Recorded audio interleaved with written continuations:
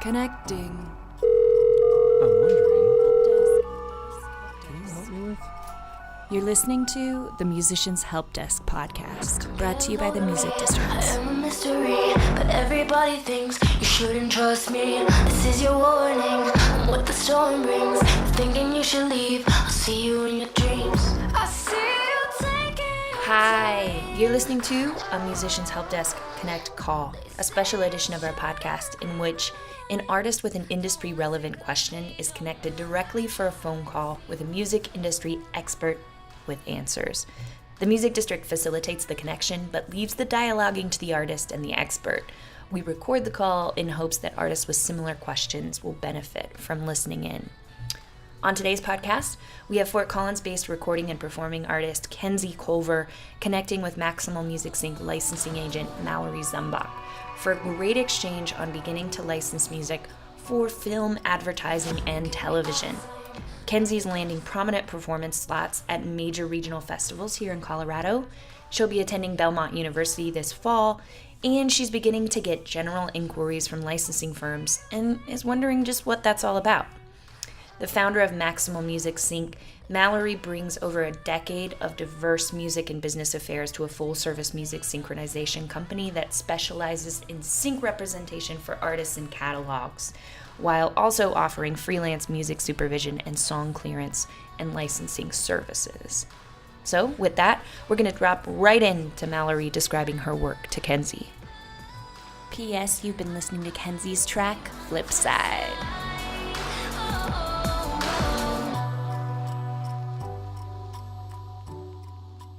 I actually am of Maximal Music Sync, and we are a company that represents songwriters and artists. We represent their publishing rights and their master rights, the two key components of any song and recording, basically, for sync purposes.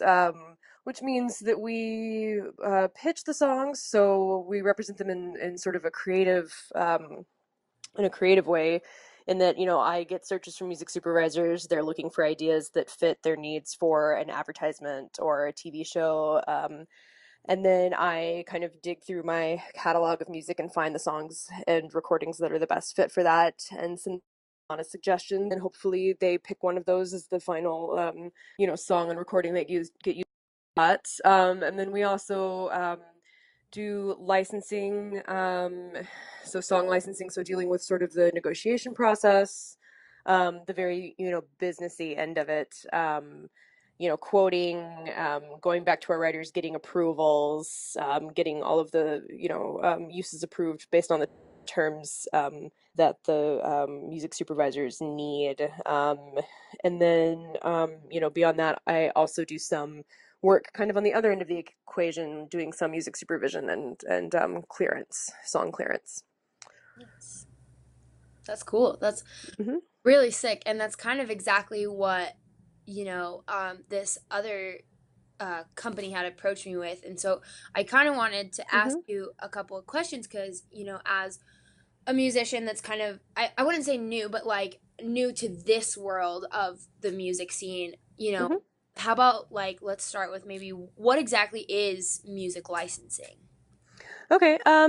So music licensing, in very basic terms, it's the process by which, specifically to synchronization licensing, it is the process by which, an artist's song and the recording of that song are utilized in some other form of media. So typically, when we think that's going to be putting song to picture, so we're talking about an online video, an advertisement, a use in a video game, a TV show, film uses, promos, trailers. It's basically putting a song up against typically moving picture, right? So that's synchronization licensing. There are other aspects of music that involve mechanical licenses. That's typically handled by a totally different group of people. The only time there's sort of any crossover between mechanical licensing, which is basically getting permission to use to create a recording of a song, and sync licensing are oftentimes we might be working with somebody on a film and then they need the mechanical license in addition to the synchronization license if they're going to put the song on the film's soundtrack and release it.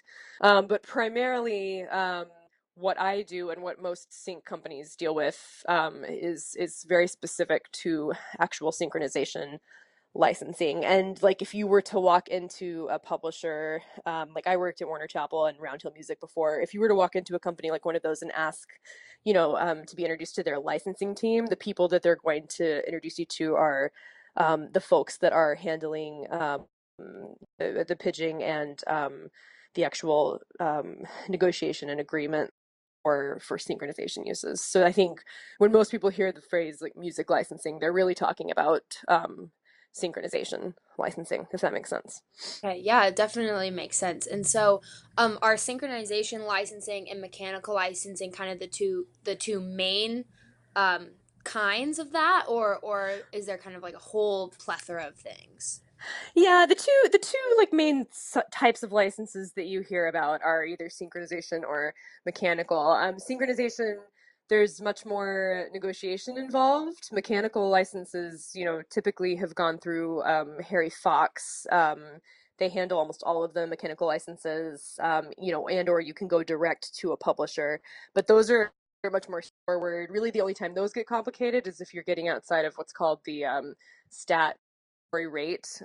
So if you're asking if you can basically pay less of a royalty on each of those like song downloads or something, but otherwise that's a much more straightforward kind of standardized kind of licensing. Synchronization licensing, it's all over the map. The kinds of rights that you agree to, the kinds of fees that you agree to are all affected by a whole wide swath of terms that fall under any deal. So first of all, if you're having your song used in an advertisement, you should be expecting to get paid more for an ad than you would for a song to be used in an episode of a TV show. Because advertising budgets are typically bigger due to the fact that you're pairing with a product that they're hoping to sell. There's an element of commerce involved in that as well as, art. So I think, things like that can affect the budget. How well known the song is can affect the kind of fee that you ask for. And then there's just, even simple things like, is this going to be a TV promo that's going to be aired all over the world or just in the US? That territory can change how much money you spend on something. Is it something that's going to be running for 6 weeks or a year? That changes something. So to me, sync licensing can get a lot more complex, just because there's so many factors that vary from deal to deal.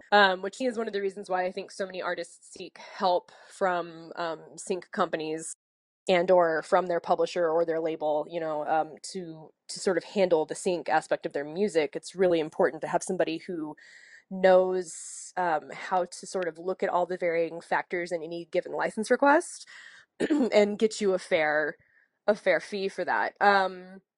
No, beyond that, also when you're working with a sync company like Maximal Music, or when you have your publisher or label pitching your songs, they're also helping from a creative and a connectivity standpoint, because they have direct connections to the music supervisors, and music supervisors do tend to be they tend to rely more upon the professionals in the industry that they work with on a regular basis as opposed to just reaching out to random artists directly, because they only have so much time in a day to find the music that they want, so they kind of rely on their go-tos. Right. Yeah, that makes a lot of sense. And you brought this up about, so sync licensing was something that this company had reached out to me Hmm. about, and you talked about the complexity of all the different kinds of, licensing agreements and stuff like that. And I was just wondering, like what are some maybe like red flags, or like on the opposing side of that, what are like good things about the deal? So like, what are things that are bad that I should be looking for, or Hmm.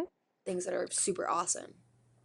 I think, we kind of take that from a two-part stance. So if a company's approaching you wanting to represent your music, I think you want to look for somebody that clearly has connectivity to that network of music, supervisors, of advertising agency, music producers, of all of those people that are the decision makers, because you want to make sure that they're actually working with the people who need to hear your music in order to use it. So that's sort of key.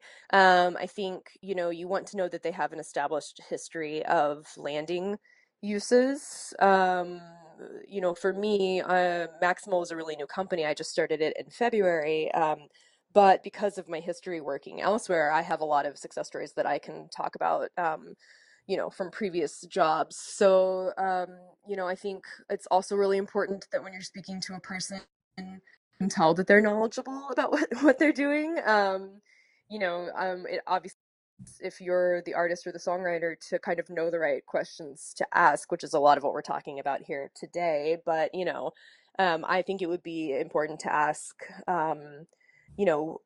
after you've listened to my music, what kind of uses do you think it's a good fit for? And like, see if they can speak to that on a level that makes you feel sort of comfortable that they really do know what they're talking about. Um, and I think, beyond that, you want to make sure that if they're asking to take a commission, that the commission that they take is a fair commission. I have seen a wide range of commissions that sync rep companies ask for. More and more people are trying to push into, higher percentages, where they're saying, if I land a sync for you, I want to be able to keep 50% of that fee. I think some companies can do that because they're pretty established and have a good track record. Artists are more eager to work with them, but I also don't know that I personally think that that's a fair rate to ask for. Obviously we have to sustain our business models, but at the same time, we're helping get the songs out there, but you as the writer and artist created them. So you do deserve, in my opinion, to make the majority share of the fee. I don't really think it's fair to split it 50-50 necessarily. So, I think that's something that you have to sort of keep in mind. If somebody's asking you to take that big of a portion of the license fee they write for you, then they better be a company that can really deliver. You know what I mean?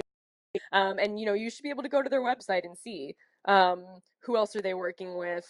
What are they up to? You can do a little online homework to see if they're legitimate. I think definitely, to me, a red flag is if they're asking a huge portion of the money, that's something that you need to question before you proceed.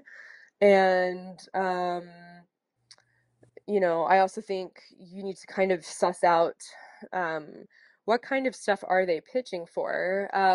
There's really kind of two kinds of sync companies these days, and one, it's companies like mine that are working on a variety of sync projects at different price points. And then there's also these sort of micro licensing companies who basically build a easy clear sync library online that people can access.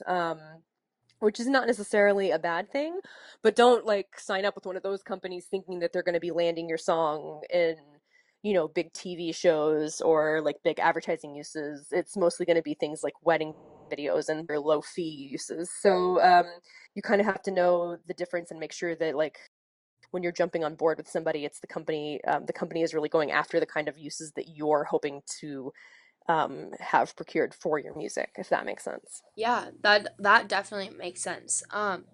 So that kind of leads perfectly into this next question I wanted to ask, was like Hmm. about maybe red flags from certain deals or offers. And Right. there was kind of, it's kind of like two questions in one. Was like, Hmm. I know some offer, some money up front plus royalties. Hmm. And is no money up front, is that, a bad thing? So I'm glad that you asked this question about red flags in deals, because that's sort of the second part of our red flags discussion, I think, that's important. So I think, again, every deal is different. Um, I I think in certain types of media, you occasionally see deals where there is no money up front. I don't um, don't really love those kinds of deals. I think that there are some TV networks that have very sort of low or no sync fees, and that's just how they have always operated. I mean, your PBSs of the world are sort of an exception because that's public broadcasting, so they operate very differently from normal networks. But I do know that there are some other television networks that when they're pulling from, sort of these libraries of songs that they amass, these pre-cleared songs, that you're only really getting what's called back, which is like your ASCAP, BMI, and CSAC royalties. You can make a lot of money from that. And if you know that the network only does those kinds of deals, especially when you're starting out, it may be worthwhile to sort of throw your hat in the ring for something like that, because, that could give you something to talk about that might lead to other bigger uses. And I don't think that if you licensed to a TV network that did a lot of low or no fee deals, and other people sort of found out about it, that they would just assume that the value of your music is low. That's not necessarily the case, because they kind of know, oh well, that network always licenses stuff at a low rate, or a lot of the music that they use doesn't have anything up front, as far as a fee. It's all back end. I think what you always have to be careful about in our industry is that, even though everybody says, oh, nobody tells anyone else what a certain song cost them for a use like that, that's not really true. People gossip. That's like, that's just humanity for you. Like, that's how we are. Yeah. And so, I do think you have to be careful that you're not agreeing to so many low or no advance things that you're devaluing um, your songs to the point where, like, other people will come out to you with a request and be like, well, we're going to keep you in our low budget tier because we know that you've been used on this show and that show, and they have small budgets. Ideally, as your songs are licensed more and more, as you hopefully go on to become a hit songwriter and those songs grow in value, you should be able to increase your fees, the fees that you're asking for, over time. You should be able to become more picky about what you do and don't agree to over time, right? So your whole goal is to sort of get to the point where, if you're doing really well in the sync licensing world, you're getting to the point where you're making more money each time you sync the song, depending on, obviously, what type of use it is. I think I would not agree to have my song in an advertisement with no money up front. That's not okay. I think you do occasionally see on the film side very low or no advances for sort of independent films where maybe they're just going to initially clear for festival rights. Those are usually very kind of low to no fee upfront situations. However, a lot of times people will try to sort of negotiate either a step deal that if the film gets picked up and distributed, at that point in time you're going to make a fee, or if they only get those festival rights cleared, then if the film gets picked up and distributed, they're going to have to come back to you and re-clear the song for money. So I think you don't necessarily want to say no right away, but you do want to ask the right questions to see, like, is this going to lead to money, or is this the sort of thing that it's not really going to get me any additional exposure for my song? It's not going to lead to any other money. So then it becomes, is it really worth it for you to say yes to that deal? It's hard for you as an artist who doesn't really live in this world every day to necessarily make that judgment call. And that's where hopefully you have somebody helping you out on the sync front that can advise you on that. I mean, that's one of my, part of my job. Part of my job every day is to try to get these songs used. Another part of that job is to make sure that if a deal comes through the door that is not a good deal, I at least let my artists know that I don't think that the terms are that great before I say yes or no to it. You know what I mean? And then basically I think a good sync person will go ahead and agree to it if the artist is really adamant that they want to do to it, but you should at least have that conversation beforehand so that they can consider all of the factors. The other kind of exception is you will sometimes see no or low fee requests for, like, public service announcements. spots for charities, that can be kind of a different situation too. Right. I think you have to take things on a case by case basis. But certainly, if somebody reaches out with a request for a use and there's no money up front, I would ask a lot of questions before I said yes, before proceeding. Yeah, well, and then that brings up just like you made a really good point about how you said, a sync person working with an artist, they kind of like get to filter some of those deals and will Hmm. offer their advice.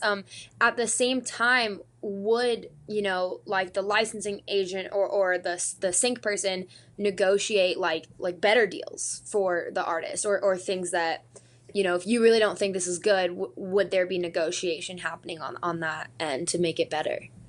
Yes, typically it's not like we would just outright say no way. If the reason that if I'm representing your song and somebody comes to us and they request to use it in, we'll go with the example of, we'll call it, the TV network stuff gets kind of complicated. So let's go with the example of like a public service announcement for a charity. Okay, it's for a nonprofit organization.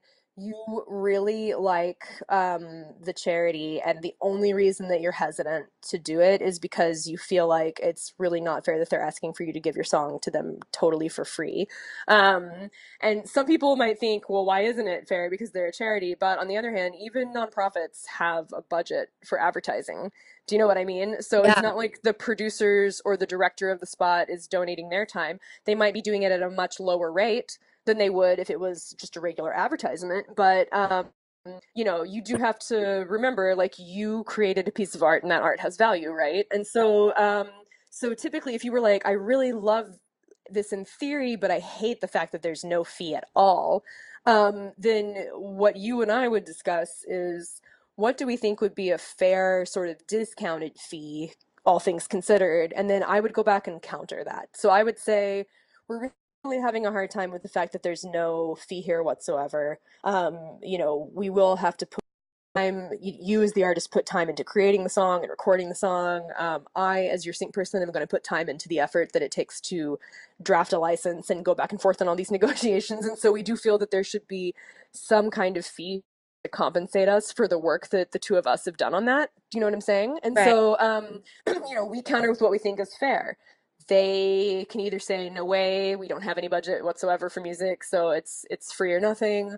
Or they can say, okay, we really love the song and we want to make it work. So let's go back to our, client. We, the ad agency working on this PSA, will now go back to the charity and ask what they think. Or we'll go look in our production budget and see if we can kind of redistribute the division of money to build more of a music budget. And then, hopefully they come back and say, we can give you a few $1,000s for this use. You know what I mean? And then we get to move forward. So I very rarely just straight up say no to something, unless you, my artist, were to be like, heck no. Do Yeah. you know what I mean? Yeah, that works. So I think, and I think most anybody who you're working with at a sync rep company or publisher or label who's the sync person at one of those kinds of companies, I think they're all going to at least try to see if they can improve the deal before they outright deny it. Typically, the few times in my career where I have probably had to just say outright no to something, it was not because we were turning it down, the company, but it was because the artist was like, I don't want my music associated with that.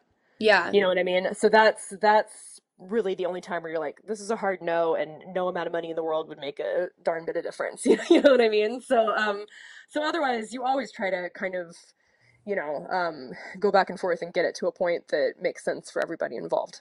Right. Okay. Yeah. Totally. That makes tons of sense. So, uh, in your opinion, then, in this era of like indie or independent musicians and like I like to call them kind of like DIY musicians, Mhm. uh, can they do this like licensing and like handle all this themselves, or would you say that it's better or even like essential to use a sync person like your company? I would say if you're an artist who's independent, so you've maintained all your rights to your masters, you've maintained all of your rights to your publishing, you don't really want to, get into a deal with a publisher or a label basically because you are reserving those rights and trying to do it all yourself. I would say that if you're really serious about sync, you do need to try to find a pitch person, and that's just because of basically what I was saying earlier. I think it's the two main factors. One, those of us who do this every day have the connections. Like if you've ever tried to do your own PR, it's very similar. Like the PR people, those companies know all the right people at the publications, and like you as an individual, you might be able to sort of blindly submit and a magazine here or there or a blog here or there might pick up your music and be like, yeah, we're gonna review this, or we're gonna give this a feature, but you're not gonna get nearly as much traction as if you had a PR firm helping you. And I think that's because so many you know so many people who are professionals that do this every day get bombarded with music. So to me, like that's a real parallel between sort of what PR people do and what sync people do. Like we are basically promoting your music to those music supervisors in a way that is somewhat difficult to do on your own. Because if you think about it, so there are a handful of major labels, a handful of major publishers who control a ton of master recordings and song copyrights. And then there are, um, a whole plethora of independent labels and independent publishers that control a lot, between all of those groups of people. There's a lot of a lot of music out there. And um, the music don't even reach out to all of those companies. And then there's all the sync rep companies like me. So there's all these different people that are already in the space. And if you're just an artist kind of standing alone by yourself, it's going to be really hard to get your music sort of heard above the fray of all of that stuff. And, I mean, sometimes sync definitely works in a couple of ways. Like I said, kind of back toward the beginning, we have supervisors who reach out to us and say, I'm working on, this new video game, and we want to license songs for use in the video game. And we have three scenes, and in one scene we need rock music, and in another scene we need sort of indie electronic pop music, and in a different scene we need a song that very specifically talks about, dancing, and it needs to be mid-tempo, and it shouldn't be from anything older than the last like 3 years. Okay, so they come to us with all these specific needs. And then we go through our catalog of what we represent, and we send them what we think are the closest best fits. Like we're narrowing down our catalog, and then everybody else who does what we do that they reached out to is doing the same thing. So that's probably hundreds of songs that they're having to filter through at that point. If you're just a standalone artist, you're not going to be getting those searches.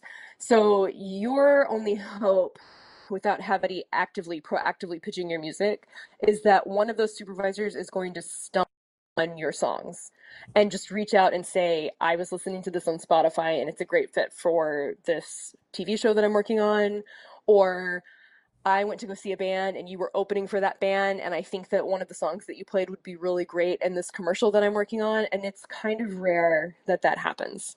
Right. Because these are people who spend all day listening to all of this music that they're sent. You know what I mean? I'm not saying that it can't happen. Obviously, I think it does. Somebody reached out to you about, Yeah. your music. Somebody stumbled across your music. But I think, 9 times out of 10, when a supervisor comes to a sync rep company or a publisher or a label with a song request, it's because they either got it from you in a pitch, or it's a well-known song that's playing on the radio that's by a well-known artist, so everybody's familiar with it. You know what I mean? It's very rare they sort of stumble across a song on their own, and find a good fit for it right away. Because timing has to do with a lot of this too. Like you could send me the greatest songs in the world for the TV show This Is Us, but if it's after the season is done way too far out before the next season starts filming, then, if I send it over, it's going to get lost. So like if you're just blindly reaching out, how do you know when the right time is to send your songs? Yeah. You don't. So yeah. So I mean, my advice would be, I mean, I think that's part of why I'm doing what I'm doing now with a sync rep company, is that I can work with independent artists who can maintain their song rights. So they still own their publishing, they still control their masters, if they so choose. And then I'm pitching their music and helping them out with sync, but I'm not like taking away a piece of their ownership. So they're still very much a DIY independent musician. Yeah, okay. Yeah, so that makes a lot of sense. And so then you're talking about how, these companies will come to you, or people with projects will come to you with very specific needs. Will they ever ask you, or like, will you ever ask artists to create a song kind of from scratch for that specific project? Yeah, it happens. Um, a lot of times when we're getting song searches, just like a general song search, like today somebody reached out and they had a song they were trying to replace, and they were like, we need songs that kind of sound like this, but they need to be sort of easy, clear, because we don't have a big budget. We don't have a big enough budget basically to license the song we really want. And so in that instance, there's a quick turnaround, and I'm just going to send them songs that I already have. But sometimes supervisors reach out and say, we're working on a project and we think we'd like to have an artist create a song for it. That definitely happens, particularly in advertising. I feel like it's becoming a bit more of a trend to, to try to find, as opposed to working with a music house, because those exist too, and those people, crank out music for sync, and do a lot of score work. But I think there is sort of this trend to find somebody who is an actual artist that has a fan following and all that kind of stuff, and get them to record something. So it could be either, I see it sort of in two ways. We get requests where they want somebody to create a whole new song. And then we also get requests where they maybe want someone to create a cover of a pre-existing song. And that's an interesting process, because, particularly when you're going to create a song completely from scratch, it's what we would call like writing to spec. So they're going to give you a whole list of criteria of what they're looking for, basically. Mm-hmm. And then you are going to have to try to adhere to that as best you can, and create a demo. And ideally, there's a fee up front, that you get for that. Like once you turn your demo in, whether they end up using your song or not, you should be getting some kind of demo fee to sort of cover the cost of your time and efforts. And, if you had to, get studio space or anything like that. So there's usually a smaller demo fee up front for the work that you're doing. And then, ideally, I'm sure if it's, let's say it's an ad agency working on a spot, they're going to reach out to a few different artists and have them demo something. And then they sort of take the demos that they get, they narrow them down to what they like, they present those to their clients, the brand, and then usually the brand will pick one or two that are their favorites, and then they're going to have a whole bunch of notes.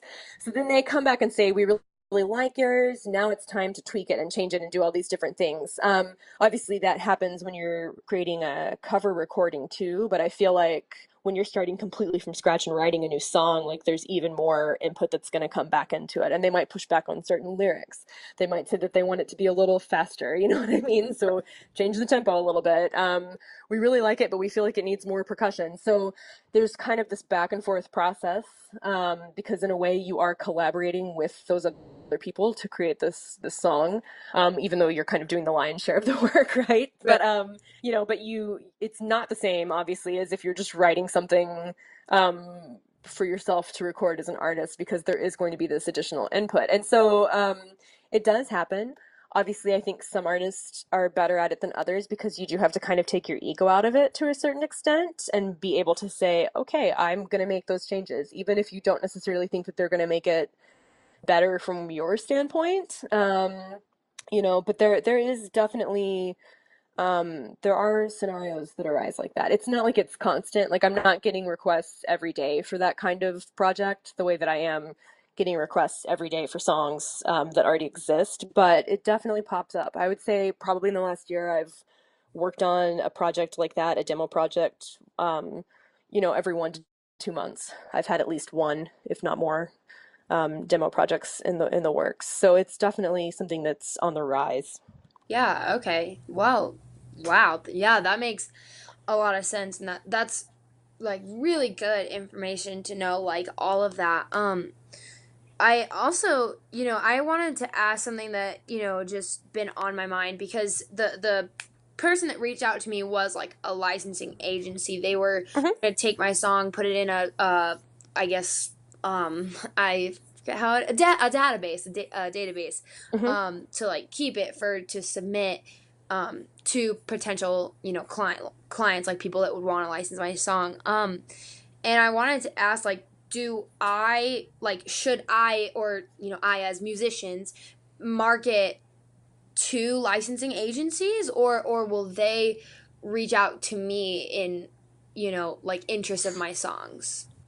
I feel like sync companies, you'll probably get a mix. I mean, I think it always helps to have somebody that's connected to the industry to sort of connect you with those people, because obviously if you have a manager or an attorney that knows me and they send your music my way, then odds are good I'm going to actually take the time to listen to it. If I'm super swamped and somebody just sort of randomly sends me their stuff and I don't know who the heck they are, and I've got six other things that people that I've worked with before have sent me to check out, I'm going to prioritize the stuff that's coming from people that I trust. A lot of companies have a policy that they don't take, blind submissions, basically. So it has to come from somebody in the industry that's like a trustworthy contact, because otherwise, they might be fielding 100 demo submissions a day or whatever, and sync companies obviously get contacted at a rate that's not dissimilar from people who are trying to get signed to labels or publishing companies. So I think it depends on the company. But for me, I can't speak to everyone's process, and I do know that some companies are definitely more open to people submitting their music for consideration than others. My advice is this: if you see a company and you think you would like to work with them, and you don't have a manager or an attorney who might know somebody there, or at least just have a name that would be recognizable to them, then look on their website and see if it references their submission policies at all. If it doesn't, just shoot them an email and say, I'm curious, do you take, submissions? I'm looking for a company to represent my music for sync, but I don't want to, send anything over if you all don't take submissions from outside parties or whatever. So just kind of send a nice short message through their contact thing on their website and see what happens. People will ideally get back to you and tell you one way or another, yes, go ahead and send your music over, or no, we're only going to check it out if it comes from somebody that we know. So that is a way to reach out, but I think it can sometimes be difficult depending on who you're trying to work with. I think alternatively, yes, people will come across your music. You know what I mean? Yeah. And so you very well may get, sort of anarded by a sync rep company if they hear your music somewhere. Again, like I said, you may be opening for somebody who's represented by a sync rep company, and somebody from that company is at their show and they hear your stuff and they like it too, and they strike up a conversation. So it's kind of I think you can't really sit back and wait for somebody to find you. So it's worth trying to be proactive if you're really interested in having representation. But at the same time, you might be surprised. Somebody might contact you out of the blue. Like it kind of works both ways. Yeah. So then, if a licensing company or a sync company does want, um, or is open to the blind submissions like you're talking about, Hmm. what's the protocol for sending that? I mean, just straight up sending MP3s, and if that even comes about, like, can they steal my music from that also, Hmm. I think, to be quite honest, most licensing companies and supervisors, they hate when people send MP3s as like an attachment. So I would suggest that you send some kind of streaming only link. Okay. And then if they like it, they'll come back to you. And if they need downloads or whatever, they'll ask. Obviously, you submitting your music, I mean, be very careful. Again, search high and low on their website and see if their submission policy is there or not. And then I think if it's not, it's much better to say, I want to submit my music, but what's the best format and stuff. If you want to put, um, a disclaimer in the bottom of the email when you submit your link or something that you retain all your rights. If that makes you feel more comfortable, that's fine. But ultimately, you submitting your stuff to them without signing any kind of agreement, they should not be able to feel like they can just take that as you giving them an okay to represent your stuff. So if they were to just start pitching it or something, you could go after them because that's not okay. You need to have a signed agreement in place before they can represent what you're doing. But, as I said, be careful because if it's a shady company, they may have some language on their website in their submission process that, like, if you submit songs to us, we can begin pitching them. So be wary of that kind of stuff. But most sync companies are not shady. So hopefully you're dealing with somebody who is just gonna stream some songs, reach back out to you and let you know if they want to talk more or not, and then go from there. But in order for any of those companies to be able to represent your music, you should have to have some kind of agreement in place between you and the other company. Yeah. Yeah, okay. That's awesome. Makes total sense too. So then with that, like on like sync agents and that, what are some, I mean, I guess we kind of already talked about the red flags, but maybe specifically like will sync sync people ask for pay up front, or will the good ones only get paid when I get paid or when my music gets paid for? If you're an individual artist and they're asking you to pay them to represent your music, I would not work with that company. That's how I feel about that. It's different. So say I represent two kinds of clients at my company, right? Hmm. If I have a deal directly with an artist or a songwriter or a band, you know, I I am not giving them in advance because I'm not a publisher or a label, so I'm not claiming any rights. They're not giving me over half of their publishing or anything like that I would need to pay them in advance for. Likewise, they're not paying me anything up front to work their music. I am literally just taking a percentage of any license fees that I, deal with for them. Okay. That's how I'm getting paid. The only people who pay me to work their music are like catalogs that hire me on as a consultant, where I'm basically sort of doing the job of what an internal sync person would do, but I'm a consultant instead. So in that case, like a company, a small publishing company could work with me, and I'm representing their catalog, and they're going to pay me a biweekly or a monthly retainer or something like that. So that's sort of a different setup. But but you as an artist, if somebody came to you and was like, I want you to pay me to represent your music, I would pass. Okay. I just don't even. That to me is a huge red flag. Yeah, For sure. okay. Yeah, well, perfect. So with that, when like a licensing sync company comes up to me and like offers something, or, offers an agreement in which, you know, we would agree upon. Sorry, I don't know how to Hmm. say it, but like That's okay. um the experience I had, this person came up to me and continuously kind of used the phrase or like word non-exclusive. Hmm. What does that mean for an agreement with a licensing agency? Okay. So there are two kinds of representation deals, exclusive or non-exclusive. If I have an exclusive deal with you, then nobody else can be representing you in the same way that I'm representing you.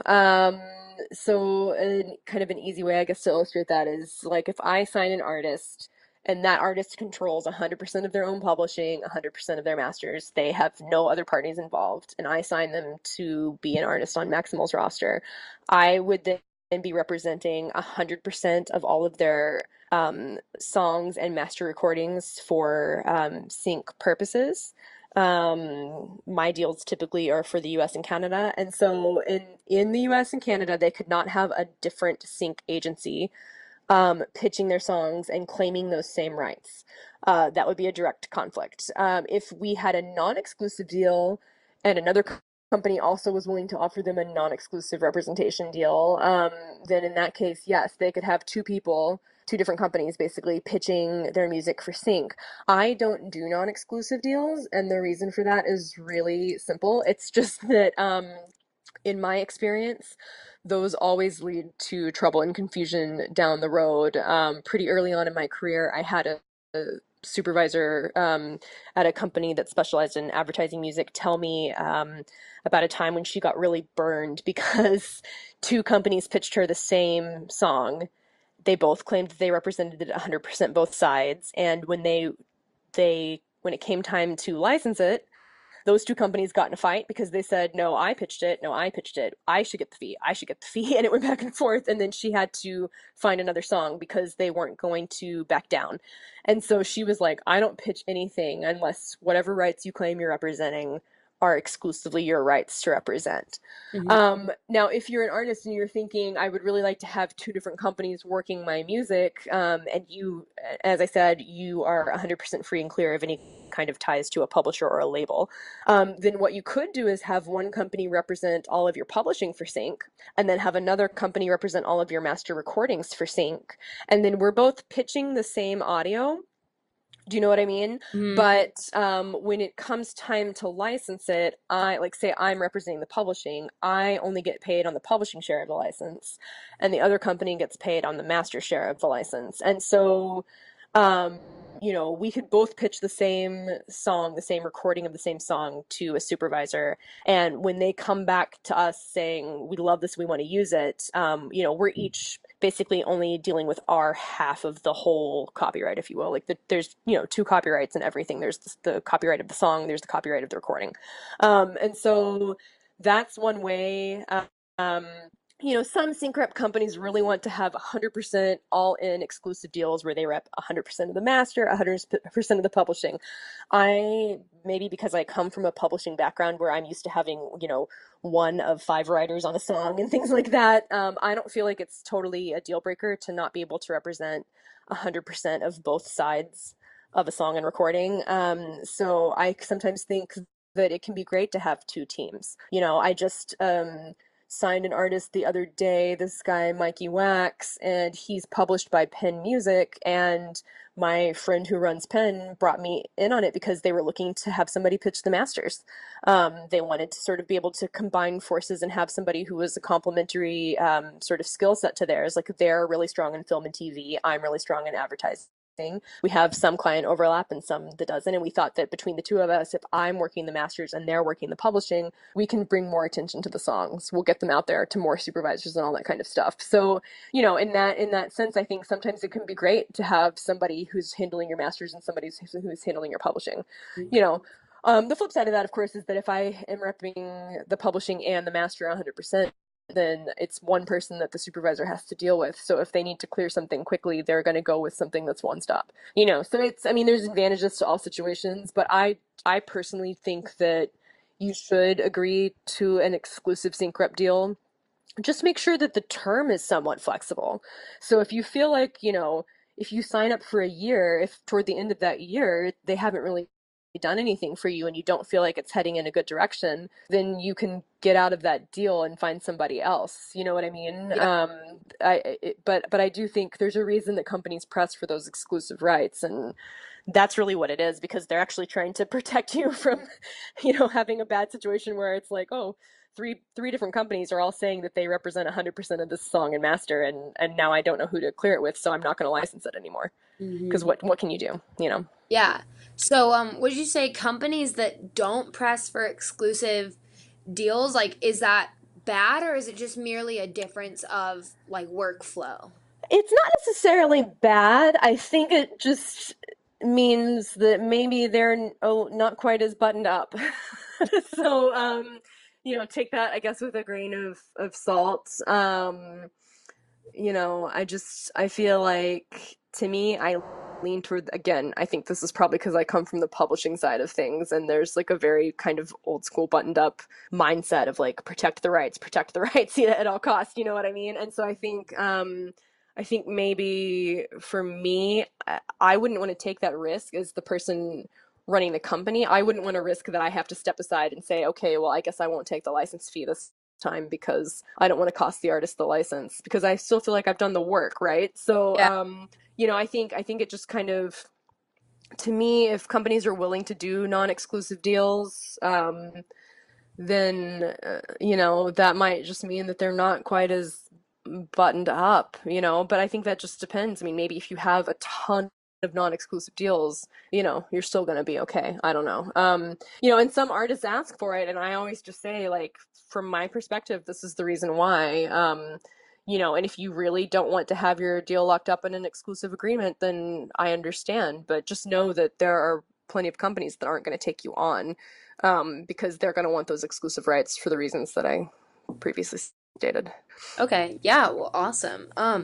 So following that, what are things that I have to do to make my music like legally licensable? What are the steps to do that? Honestly, if your music exists, it's legally licensable. So I think, you know, um, obviously, I think if you can copyright stuff, that's great. That's not going to necessarily stop you from licensing it. I think here are the biggest things that you need to do. I think first of all, if you have any samples or co-writers on any of your songs, you have to get all of your publishing splits sorted, because it's not that it's, basically a company can't license the song from you unless they know that everything's accounted for, basically. And they don't want to, a brand doesn't want to license a song from you for an ad, and then it actually comes out that you sampled a song and didn't clear it, and now you're being sued, and then the brand maybe has to pull the song out of the ad. Yeah. And then it becomes this whole like nightmare. So to me, I mean, as far as like having a song be legally licensable, you just need to make sure that, before you start pitching it, all those sort of I's are dotted and T's are crossed. I mean, my biggest recommendation, honestly, is try to avoid sampling, whenever possible, because I think that, a lot of people think that they can sample some huge hit song, and they don't realize that if you do that, it's going to seriously prohibit your ability to license it, because, whoever created that huge hit song, although they may be okay with you licensing, not licensing, but they may be okay with you, sampling their song, when a license request comes through the door, they're going to expect a way different fee than you're expecting, and that can really prevent you from being able to be licensed, for that particular track. But mostly I think it's just have all that buttoned up, know how the fees will be divided on the publishing side. And if you're splitting master ownership with someone, like a lot of times producers will have a share of the master or whatever, just make sure that that's all sorted. Um, so that when you find a company, you can make it very clear that like you're representing my rights and my rights are these. Obviously, if you're the sole songwriter and the only person who owns those masters, then that's easy peasy because it's just you. So there's nobody to deal with. But even like if you record a great cover of a song and somebody wants to be able to pitch that master recording, it always helps for them to know, be able to tell them like, oh, I covered this song and, here are the songwriters on it and all that kind of stuff. That's not necessarily a legal issue. That's just going to make it 1,000 times easier for them to know, oh, well then, that song's published by Sony ATV, so we need to make sure that, we loop them in if we get a request, things like that. Mostly I would say the only thing that could sort of make a song not legally licensable is if there's a dispute on the publishing splits or a dispute about a sample. Okay. So just don't, and if you have a song like that, then my advice would be don't turn it in until you have everything sorted. Like send everything else that's clear and ready to go, to your representative or your publisher or your label, but don't, let them know like I have this song, but I need to sort everything. It's not ready. It's Yeah. not ready to be pitched. And ideally, if they know what they're doing, they'll tell you the same thing. But yeah, so don't try to hide samples.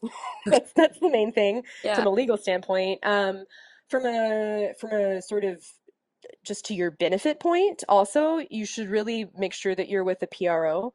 so ASCAP, BMI, or CSAC, and that your songs are registered with your PRO. Because in addition to the sync fee that you get up front, in many instances, you'll also get that back end that I kind of obliquely referenced earlier, which is those performance royalties. You Mhm. know, every time the ad airs on TV, every time the show airs, you know, I'm sure if you were to ask, you know, the Rembrandts who wrote the theme to Friends, like they're still making back end money every time that show airs.